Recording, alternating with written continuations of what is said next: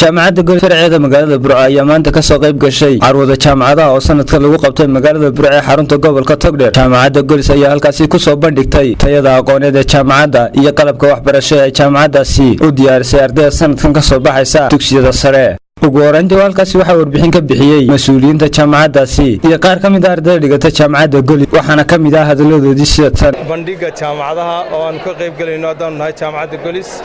waxaanu soo bandhigaynaa oo aan halkan u keenay wixii aqoon aanu haynay fakaltiyadii jaamacaddu qaybaha ay ka koobnaayeen. sidoo kale waxaanu halkan soo bandhigaynaa laababka jaamacaddu ay leedahay iyo qaybaha kala duwan ama courseska kala duwan ee jaamacaddu ay bixiso. muhiimadda koowaad ee halkan aanu joognaana waxay tahay in ardayda cusub ee sanadkan ka baxaysa sekondariyadu aanu siino xog dhammaystiran oo ku saabsan fakaltiyada ay jaamacaddu bixiso iyo departmentigeeda si ay markaa ardaydaasi ugu qancaan tayada jaamacaddu ay leedahay. Golis Burco ay ka mid tahay jaamacadaha ugu faca weyn markaas waxa weeyaan gobolada bariga. waxa aanu soo bandhignay runtii aqoon ballaaran oo ku saabsan markaas waxa weeye qaybo kala duwan haday tahay qaybaha engineerinka iyo qaybaha IT-ga iyo qaybaha caafimaadka. si gaara qaybta caafimaadka oo iyada lafteedu ballaaran oo medicine-kii leh oo public health leh oo midwifery leh oo laboratory leh. runtii qaybta laboratorygu oo aan anigu ahay markaas waxa weeyaan diinkeeda waxa ay muujisay runtii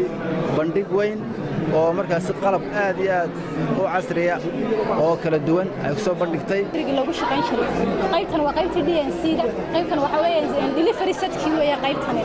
waxa weeye kuwan waa qoradii maxay tahay organada kuwii laga eegay weeyaan oo laga baranayay kan waa stethoscope-kii hooyada lagu dhageysanayay ilmaheeda kuwan maxay tahay sidishadii qalabkii antiseptic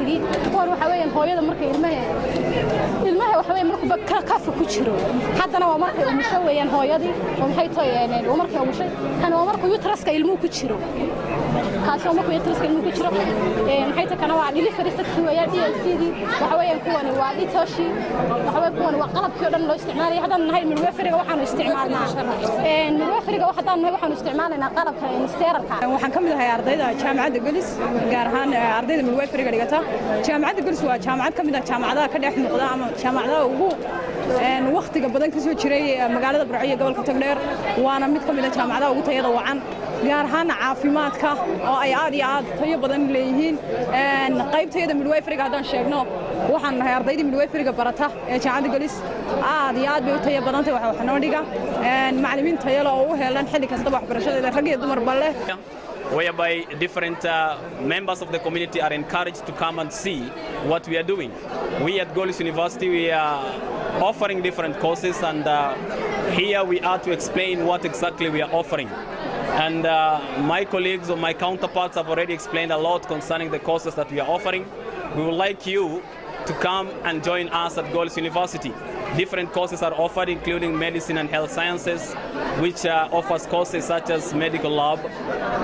public health, midwifery, and even general medicine. Also, we have ICT, that is information and communication technology, engineering, whereby we have experienced faculty members in the Faculty of Engineering having the telecommunication engineering and civil engineering. ardayda kala duwan ee markaa soo baxaysa sanadkan iyo ardayda markii sanadkii hore Chinese aan u helin inay ka qayb galaan jaamacadaha inay ka qayb galaan waxaan ku soo dhaweynaynaa gacmo furan baan ku soo dhaweynaynaa anagoo u diyaarinay qalabkii waxbarasho iyo markaa deegaankii waxbarasho iyadoo loo diyaariyay sanadkan waxyaabaha markaa ardayda loo diyaariyay waxaa ka mid ah kuliyadihii kala duwanaa caafimaadka oo kala baxaya afar department oo medicine-kii dhakhtarnimadii waxa loo yaqaan public health-kii midwifery-gii medical laboratory iyo clinical medicine-kii. waxa sidoo kale engineering-kii oo laba department ah qaybtii telecommunication-ka iyo qaybtii civil engineering-ka ayaa iyadana diyaar u ah. waxa sidoo kale diyaar u ah